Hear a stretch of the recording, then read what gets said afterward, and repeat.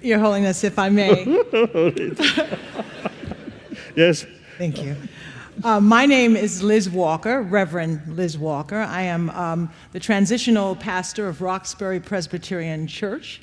For many, many, many years, I was a television journalist in New England, and I have the amazing role. I have the amazing role of being called to facilitate this extraordinary conversation, which in fact is only going to be I'm going to sit here and learn and listen, as all of you, except for I got a better seat than anybody else. But to facilitate that, I'd like to formally introduce our other guest this afternoon, very briefly, and then you will both respond to His Holiness' remarks. First of all, Father Thomas Keating is a Trappist monk, Order of the Cistercians of the Strict Observance, and a priest. He was born in New York City and attended Deerfield Academy, Yale University, and Fordham University, graduating in December 1943, and he is well known as the founder of the Centering Prayer Movement and of Contemplative Outreach. Brother David Steindl-Rast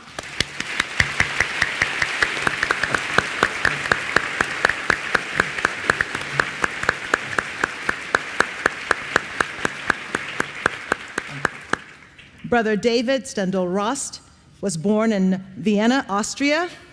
He studied art, anthropology, and psychology, receiving a PhD from the University of Vienna.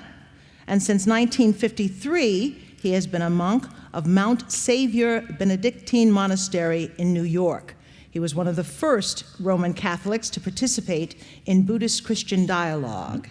And Brother David also co-founded www.gratefulness.org. I am...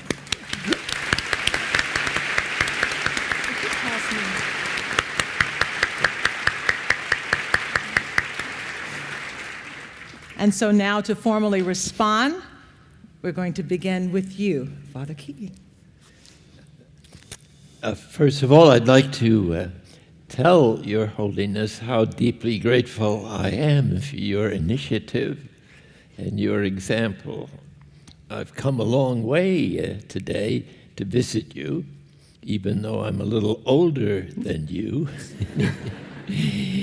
Your example of compassion and love is touching many people, and I think is pointing to something desperately needed in our time, which is inter-spiritual dialogue. That is, the awareness of the mystery or the reality that is beyond us, but that expresses itself in the evolutionary process in different religions, and now in a special way in science. Science has become a voice that has to be heard from the perspective of revelation. Early Christian writers, in fact, had no doubt about it, saying there were two books of Revelation. One was the Bible for that particular tradition. The other was nature. Well, now nature is not just looking at a sunset. It's looking at the very sources of reality itself, at the infinitesimal, and at the same time the immense that is becoming immenser. The galaxies going in every direction. Where are they going? What was there before they came?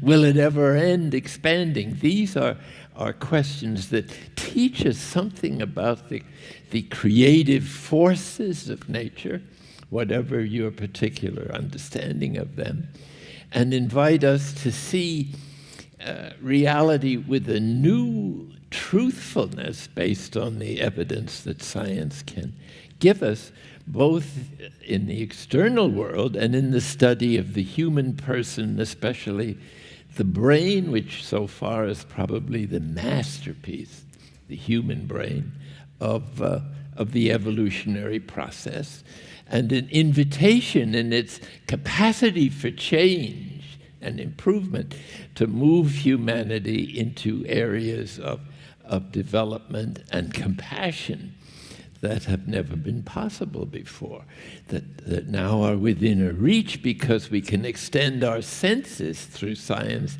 through technology, to the whole mysteries of life. And, well, who fixed this thing this way? It raises questions in the reflective mind, but there are different ways of looking at this vision. And God, to use that term, which is not the only term for the mystery or the reality that is ultimate and beyond any conceptual accuracy in describing, this God seems to be inviting us to depths of intimacy and relationship. Being is perhaps another word for relationship, or vice versa. So the vision of God sharing with us the divine life, the happiness that is without limit, seems to be the direction in which the evolutionary process has gone. Up till now, it seems mostly biological evolution is pretty well complete. We've got quite a few people on Earth. The challenge is now to look at the spiritual or the development of consciousness that is beyond biological. Not against it, obviously, and built on it. But the possibilities then, if we can listen to the voices of what might be called today the apostles and prophets of serious and technological science. I think he's trying to catch up. Then, please? Yes, is inviting us. And so I'll just conclude my response by suggesting that this initiative that seems to be begun here at MIT is to invite people to think of a religious ethic or a value system for life that is not dependent on the teachings of the various religions, because it's obvious they disagree. So what His Holiness seems to be suggesting in his book, Beyond Religion, are several very general principles that underlie particular specifications of ethical issues that could be left to each religion or nationality or race or however it's divided, while providing the globalization that is inevitably taking place with some principles that everyone can agree to on the basis of being human.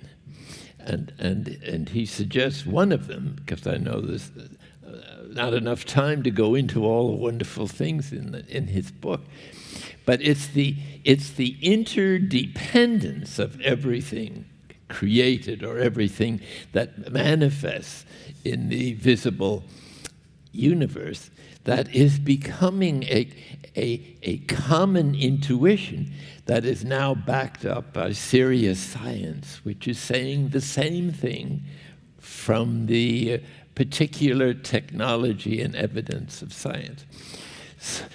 So this is an initiative that has tremendous possibilities for humankind and religion as well. And that's why I wanted to come to show solidarity with this purpose as a Christian.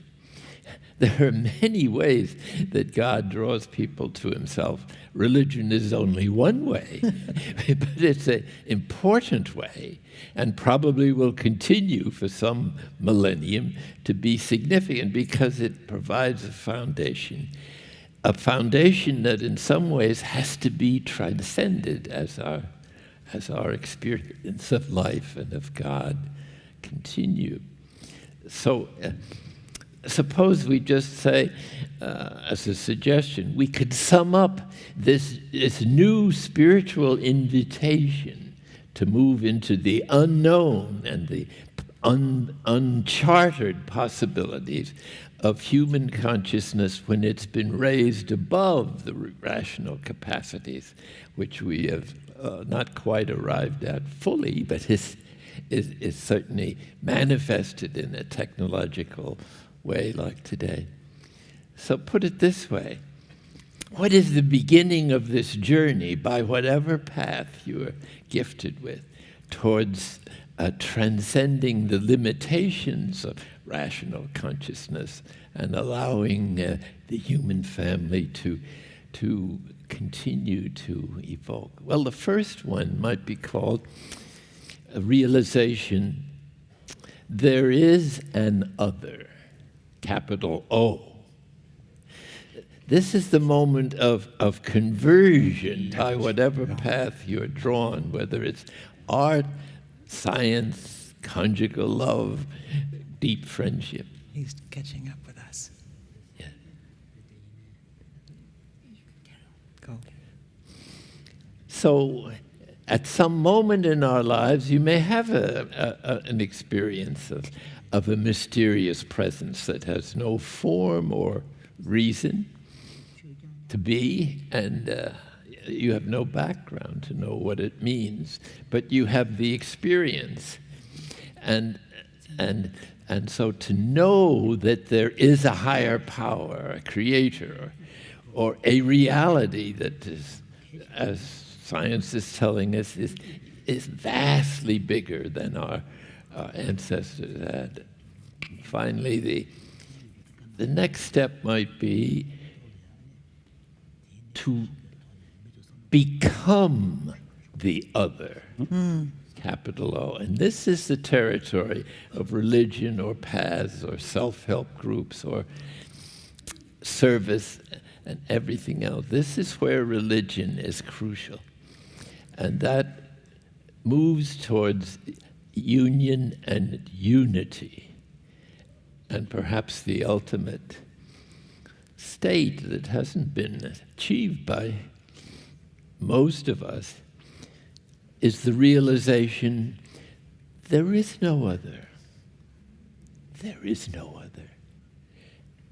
Everything is a manifestation, a real manifestation of the source.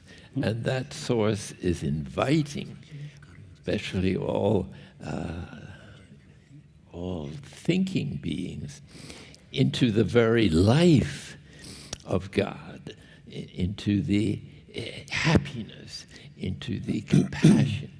And it's out of that space, or that touching that level of human experience that so many mystics have reported, that one can live ordinary daily life as in the womb of God, and all the other people or realities as growing up and finding themselves in God.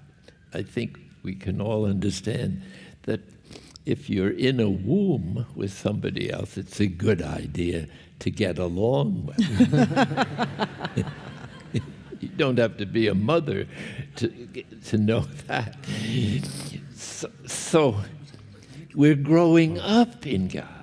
And evolution is this growing process, and death is the birth canal into the divine life itself, or eternal life. It has different names.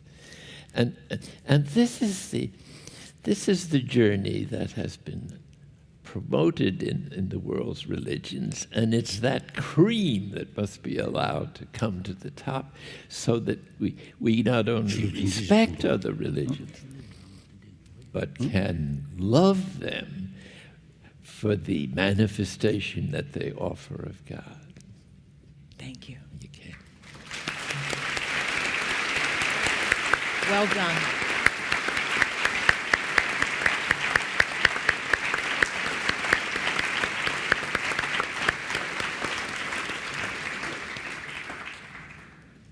Brother David. Would His Holiness like to respond? Because otherwise we get onto another track. Or should I say something now? I think it's... Would be better? Yes, All please. right. Also, of course, I'm profoundly grateful for the opportunity to be just in Your Holiness's presence and for the witness that you are to so many people for compassion and wisdom in the world. The word God was used here, and that is a word on which we have to be very careful, because in the interreligious dialogue, particularly with Buddhists, that has been a very problematic word. I think the way Father Thomas expressed it, I can agree to it.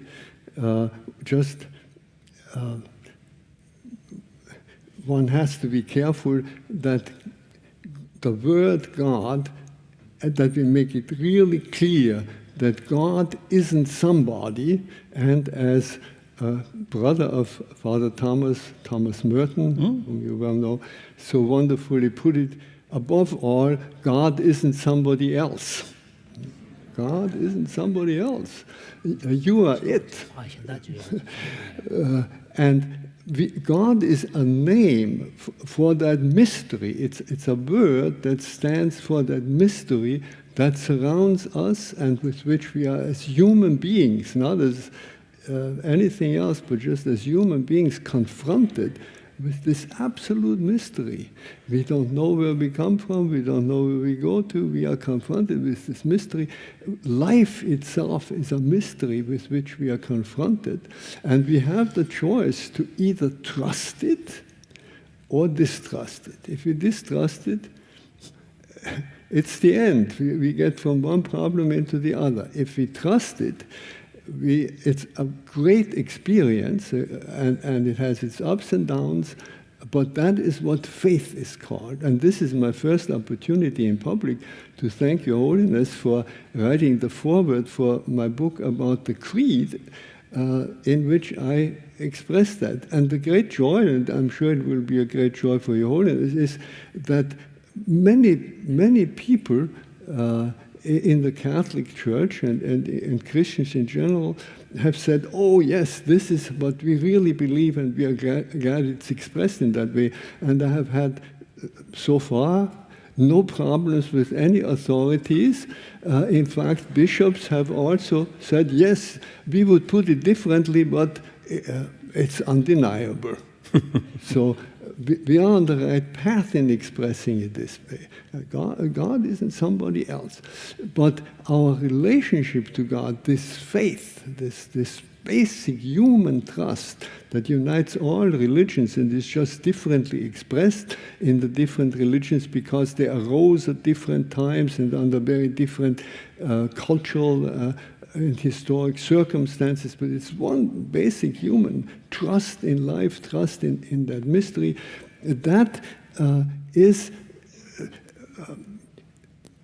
often in a course, it doesn't fit the institutions that somehow stand for this faith, the religious institutions.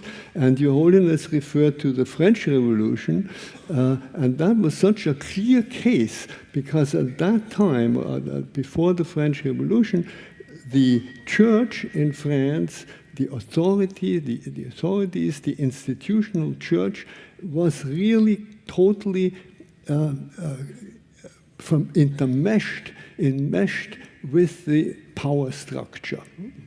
And the French Revolution stood exactly for what Jesus' message stood for, opposite to the institution. Fraternité, brotherhood among all people, against exploitation. Liberty was primarily for those poor people who revolted there, against violence. Of course, unfortunately, the revolution became violent, but that was not the ideal. The ideal was to be against war, because they were the poor people that were constantly fighting the wars for the ones that were sitting up there, and those were the kings and the princes and the bishops. and fraternity, equality, and liberty, the freedom of the children of God. They stood for the things that Buddha and Jesus stood for. And Buddha and Jesus realized this through small communities.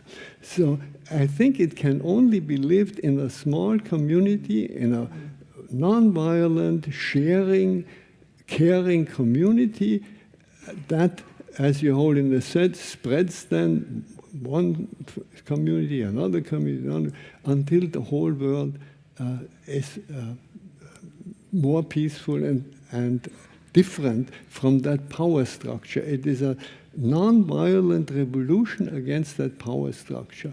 And my questions to Your Holiness would be, first of all, how can we help people through education? This is the most important tool, but how can we help people to bring these ideas from the head into the heart, methods, how to bring it from the head into the heart, and to overcome the fear that immediately arises when you have to stand up against the power structure, which is very, very strong, not only outside, but even inside of us, because we have interiorized it. So how can we bring it from the head into the heart, and how can we stand up fearlessly in this world?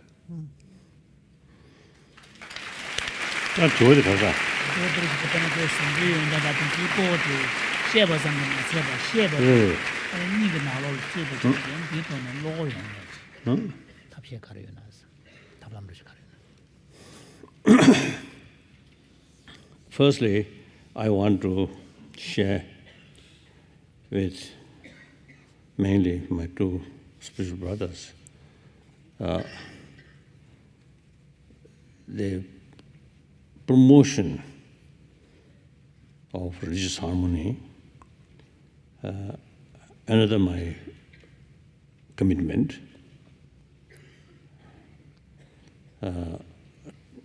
rest of my life I fully committed. I think maybe you already know.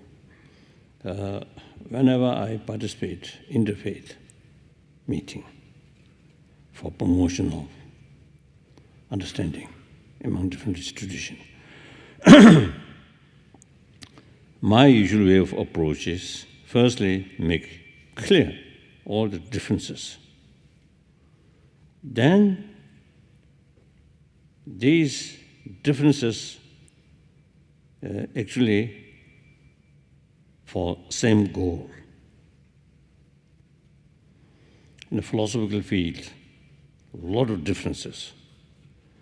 Even among Buddhists, different philosophical views. As a matter of fact, Buddha himself, taught contradictory, different philosophical views. So I often, expressing with respect to Buddha, these contradictory philosophical views taught by same person, Buddha Shakyamuni. That does not mean his own mind still not very clear, little confused. So one day he teach something, next day different teaching. No. No, he deliberately tried to create more confusion among his disciple. Certainly not. So then answer is, according different mental disposition among his own sort of disciple, everybody listen him, and respect him, and see his sort of presentation is logical, like that. So therefore, he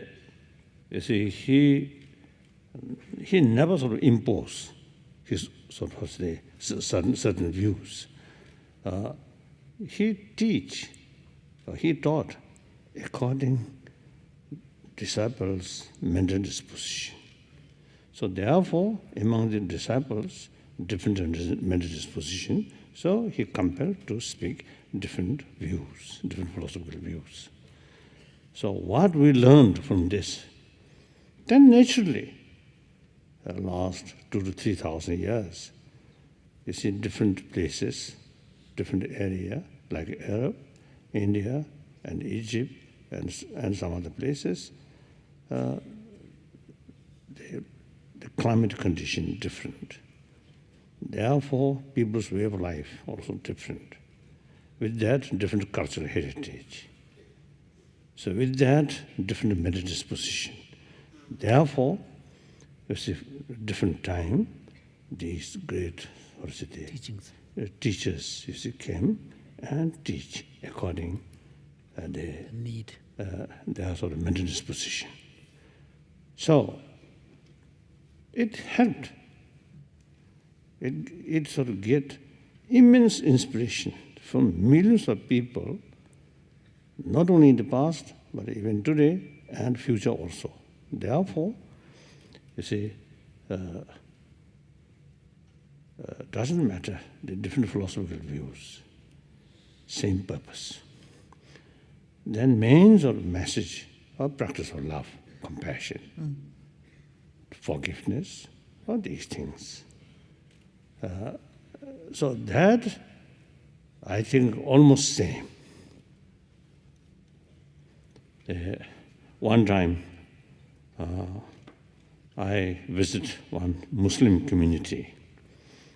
So the leader, their religious leader, you see, express any genuine practitioner of Islam must extend love towards entire Allah's creatures. So therefore, there's no sort of, in these religious true teaching, no cause of that discrimination, entire creature. So in my view, one way, all the teaching, the ethical teachings already. Ethical teaching side, same. Practice love, compassion, forgiveness, these things. That's very clear. And then the philosophical viewpoint, there's differences, but same purpose, according different mental disposition. And then, I think all religious tradition accept the ultimate source of destructive emotion. Destructive action come from destructive emotion. So all these destructive emotion based on self-centered arrogance. So the Christianity, Islam, and those sort of believe creator, you see the tremendous sort of faith, single-pointed faith towards God, creator. Concept of creator itself is affirming. very affirming. Affirming this single-pointed faith. You're nothing but creation of God. So therefore, and one my Christian friend, you see, out of my curiosity, what is wrong if Christian brother or sister sort of accept rebirth theory? And he mentioned, no, this very life created by God. He told me that. So that I feel very powerful sort of the view or conviction. This very life given by God. So you develop some kind of very close feeling with God. And then single-pointed sort of faith towards God, much more stronger. And through that way, you dedicate totally or submission to God. That reduces self-centered attitude, self-centered arrogance.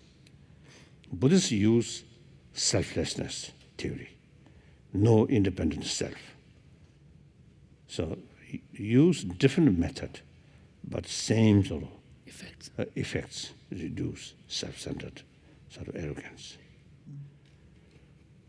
So, in any way, there are many different religious traditions. They are all, if people sincerely practice, then immense benefit like that.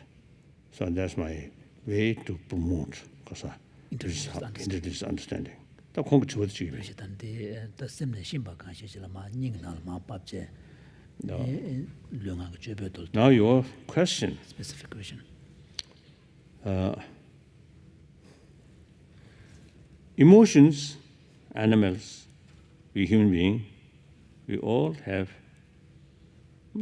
I think, basically same emotions. As attachment, anger, suspicion, fear, jealousy, all these same. And also affection, limited affection, same. But then, what's the differences we human beings from other animals is the brilliant brain. So we actually, like self-discipline, try to reduce this destructive emotion, actually with help of our intelligence. Emotion there, want to kill, want to hit, want to tell lie. But then intelligence side, don't do that. Ultimately, you will suffer. If you too much tell lie, then nobody trusts you. You become lonely person in deep inside, isn't it? So therefore, you see, intelligence tell us, should not tell lie. You should be honest, truthful. Then you get more friend, more trusted friend. Then your life will be much happier. This intelligence tell us. So anger, again, you see, our intelligence tell us, too much anger, very bad for your health. I think our intelligence may tell if you want to hit something, then intelligence say, without anger, calm mind, analyze the situation, then try to find the weak point, weak spot of that, then hit.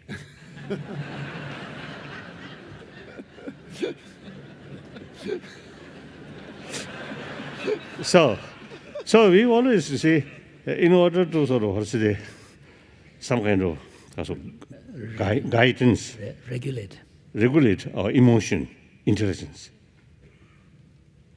So sometimes our intelligence, you see, used wrong way, then you see hatred, all these sometimes see increasing, of course. But you properly use our intelligence and sort of proper information, proper sort of awareness, then I think this almost like regulator of our emotion. That's my view. Perhaps in front of two sort of believer or creator, so I will say, the greatest gift from God is this intelligence. Hear that? The greatest gift from God. You hear? It's what? Is our intellect. Yeah. Like that. So that's my view. So always go together, intelligence and warm-heartedness. I think warm-heartedness, we already have biologically certain limited sort of warm-heartedness there. Now, with help of our intelligence, that Capacity. Also the biological factor, sort of love, compassion, can extend. Now here, I think furthermore, I think the insake of the audience, there are two levels of sort of love or compassion. One, biological factor. Another, that biological factor is always oriented others' attitude. Therefore, that biological factors of compassion cannot extend towards your troublemaker or your enemy because their attitude is negative to you. The compassion based on their attitude. So, the biological factors of compassion is biased. Now use our intelligence. Take that biological factors of compassion as a seed, then further develop, cultivate it with intelligence. Then that not oriented others' attitude, but other themselves, like myself. When we feel cherishing oneself, not on the basis of I kind to me, no. Simply I want happy life. So this is because of the taking care of oneself. So similarly, other, irrespective whether their attitude is right or wrong, or negative or positive, irrespective of that, but they also, like me, want happiness, do not want suffering, and then on that basis develop sense of concern of their well-being. So that not oriented their attitude, but the people or animal or themselves. Therefore, that not unbiased, infinite love. So infinite love can achieve through use of intelligence. Clear? Thank you. Very Further question? Thank you. It's clear. Any further question? Only the other question was about the fear, because once we begin to stand up and interact with a difficult world, fear arises. How do we deal with the fear? I think fear, there are two kinds. Fear. For example, here, strong light, uncomfortable my eye, a little bit sort of the fear is always. Afraid. Some kind of afraid. Fear. So that fear brought this action. Yeah. So that is good. Then another sort of fear, I think mainly based on distrust of these things and some sort of speculations already. Yep. Speculations. Then these things, many things just within yourself, not very certain, lack of self-confidence. Then feel, oh, this person also maybe different sort of agenda or towards me. This also. That kind of sort of fear is actually your own mental projection. More self-centered attitude, less sort of trust other, less sort of sense of concern of their well-being, then more that kind of fear come. One of my American friend, Aaron Beck. Once I met in Stockholm, in Sweden. Then his age already 84. So he told me, when we develop strong anger, then negativeness about the object which we feel angry, is it that negativeness, about 90% of the negativeness is one's own mental projection. Mm-hmm. He mentioned that. He's not a religious person, he's a scientist, like that. So that's very similar. There was some Indian sort of Buddhist psychologist who mentioned that, same. So therefore, obviously fear also is a much mental projection. So these things, I think ultimately due to lack of self-confidence. Self-confidence is developed if you remain honest, truthful, transparent, then self-confidence come. That lie as a hypocrisy or pretension, right? Then more fear, more stress, more anxiety, and then more fear.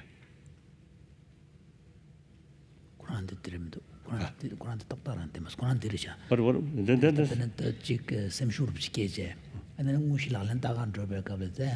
지소 마다 차네 장보 매버도 내가 돈은 돈래 망부 제고 두가라 깽게 양생한테 태그를 봐 텔 직난 거 돈에는 shum바게 용거로 왔어 then fear with reason is good. Yeah. Fear without reason.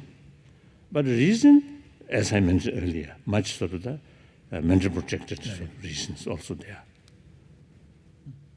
Then the discourage way. 나를 When you face some obstacle, then discourage or fear. That's something different. Firstly, you have to study the object which you want to achieve. Study that thoroughly, holistic way. Not just according to your own wish, oh, I want that, not that way. Investigate. So thoroughly, not one dimension, but 4 dimension, 6 dimension, with calm mind. Then, once you know the reality, then think whether possible to achieve or not. Think very careful. Again, investigate. And once say 50% as of the achievable, then decide. There's a Tibetan saying, 9 times failure, 9 times effort. First fail, discourage, is foolish. Must do again. Must do again. Thank you. Thank you.